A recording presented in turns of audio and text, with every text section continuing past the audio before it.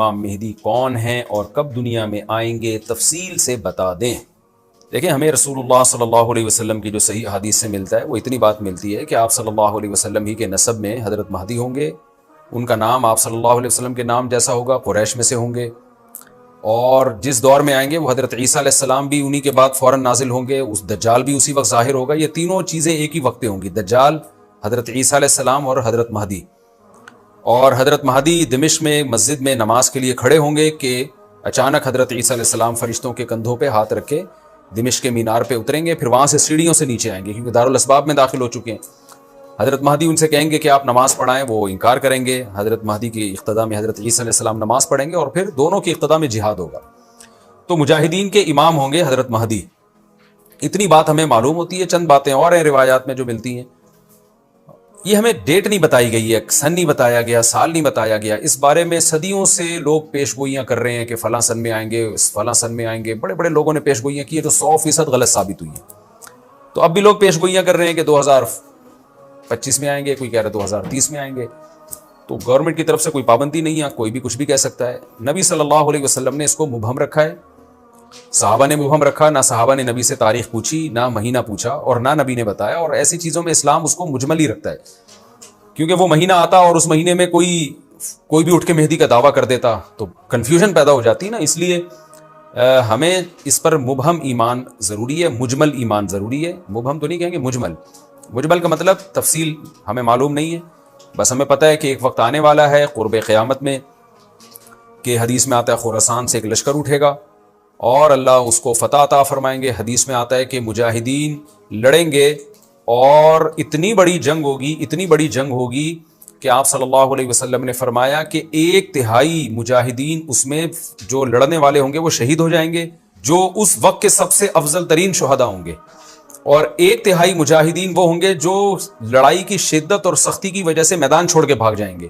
یہ وہ لوگ ہوں گے جن کی اللہ کبھی بھی توبہ قبول نہیں کرے گا، اور 1/3 ہوں گے جن کو اللہ دنیا پہ غلبہ عطا کرے گا، کفر پہ غلبہ عطا کرے گا۔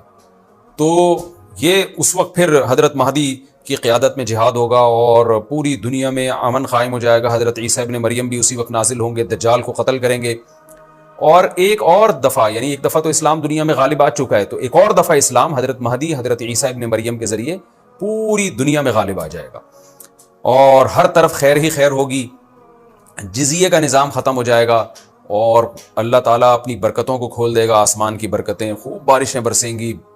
ایک روایت میں آتا ہے، ترمذی کی روایت ہے، اتنے بڑے بڑے انار پیدا ہوں گے کہ اس کے چھلکے کو لوگ سائبان کے طور پہ استعمال کریں گے، ایک ایک انگور کا دانہ کئی لوگ نچوڑ کے پئیں گے، یعنی برکتیں اللہ کی طرف سے ایسی کھل جائیں گی، تو پوری دنیا میں امن ہوگا۔ تو یہ جو نبی صلی اللہ علیہ وسلم کی جو بعثت تھی نا، آپ صلی اللہ علیہ وسلم کی، وہ کیا تھی؟ قرآن میں آتا ہے لِيُظْهِرَهُ عَلَى الدِّينِ كُلِّهِ، آپ صلی اللہ علیہ وسلم کو دنیا میں اس لیے بھیجا گیا تاکہ آپ دین کو پوری دنیا میں غالب کر دیں۔ تو ایک دفعہ تو یہ بنو امیہ کے دور میں، اور بنو عباس، اور پھر خلافت عثمانیہ، یہ جو مسلمانوں کی خلافتیں چلی ہیں، تو بنو امیہ اور بنو عباس کے دور میں تو اسلام پھیل گیا تھا پوری دنیا، جتنی بھی مہذب دنیا تھی اس میں اسلام ہی اسلام تھا، یعنی اسلامی حکومت تھی، سب مسلمان نہیں تھے لیکن حکومت اسلامی تھی، سب مسلمانوں کے زیر سایہ تھے۔ تو اللہ تعالیٰ اب پوری دنیا میں کیفیت کے لحاظ سے، کمیت کے لحاظ سے، کوانٹٹی کوالٹی دونوں لحاظ سے اسلام کو دنیا میں غالب کرے گا۔ اس کے لیے اللہ نے حضرت مہدی اور حضرت عیسیٰ ابن مریم کا انتخاب کیا ہے۔ اتنا ہمارا ایمان ہے۔ اب کیا ہوتا ہے کہ ہر تھوڑے دن میں کوئی مہدی اٹھ کے دعویٰ شروع کر دیتا ہے، اور تو امام مہدی سب سے پہلی بات یہ مجاہد ہوں گے، بڑی اہم ترین بات یہ ہے، اور انہی کے دور میں حضرت عیسیٰ ابن مریم بھی نازل ہوں گے، تو اور دجال بھی ظاہر ہوگا۔ تو اس لیے یہ تینوں چیزیں ایک ساتھ ہیں، اس لیے ان کو پہچاننے میں اہل اسلام کو دشواری نہیں ہوگی۔ حضرت مہدی کو تو لوگ خود تلاش کریں گے، ان کی علامتوں میں سے یہ بھی ہے، وہ دعویٰ نہیں کریں گے، لوگ اہل اللہ، بزرگان دین، علماء ان کو خود تلاش کریں گے۔ آج لوگ خود دعویٰ کر رہے ہوتے ہیں حضرت مہدی ہیں، میں حضرت مہدی ہوں، تو وہ دعویٰ جو کرے گا اس کا مطلب وہ تو ہو ہی نہیں سکتا۔ تو اس لیے ہمیں اس ٹاپک کو ختم کر دینا چاہیے، اس سینس میں ختم کر دینا چاہیے کہ جو دعوے کر رہے ہیں نا کہ کل آ رہے ہیں، پرسوں آ رہے ہیں، فلاں سن میں آ رہے ہیں، اس سینس میں اس ٹاپک کو ہمیں ختم کر دینا چاہیے۔ ہاں، جتنا احادیث میں ہے اس کو بیان کرنا چاہیے، اور جو لوگ بھی خلاف سنت ہوتے ہیں وہ تو حضرت مہدی ہو ہی نہیں سکتے۔ آج تو مہدی ہونے کا دعویٰ ایسے پاگل فضول قسم کے لوگ کر رہے ہیں، جو انسان ہونے کا دعویٰ کرنے سے پہلے ان کو سوچنا چاہیے کہ ہم انسان کے بچے بھی ہیں کہ نہیں۔ اچھا، یہ بھی انہوں نے پوچھا ہے کہ کیا امام مہدی نبی ہوں گے؟ امام مہدی نبی ہوں گے یا صحابی؟ اس بارے میں وضاحت فرما دیں۔ نہ وہ نبی ہوں گے نہ صحابی ہوں گے۔ کیونکہ صحابی تو وہ ہوتے ہیں جنہوں نے اسی زندگی میں آپ صلی اللہ علیہ وسلم کو ایمان کی حالت میں دیکھا ہو. حضرت مہدی اور نبی کا زمانہ تو صدیوں کا فاصلہ ہے اس کے درمیان. تو نہ تو نبی ہوں گے نہ صحابی ہوں گے، نیک ہوں گے، بزرگ ہوں گے، بس مہدی کا معنی ہدایت یافتہ، سیدھے راستے پر ہوں گے.